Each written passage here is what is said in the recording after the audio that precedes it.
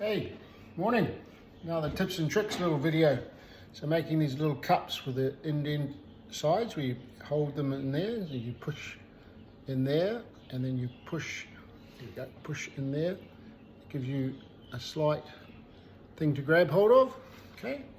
Now the trick with these is to make them and let them settle and firm up for a while. Like I made these yesterday afternoon, I just left them overnight in the workshop. Not covered in plastic, they're firmed up. It's midwinter here in the Tukituki Valley.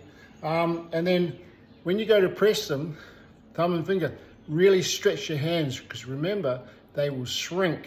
And if you actually do them to the size you want now, when you finish and fire them, they're going to be too small and they're going to feel a bit funny to think. So really stretch your finger and your thumb around the pot, press in, job done. I don't know if you can see there where the indentation is, kind of thing. So that's a little tip and trick.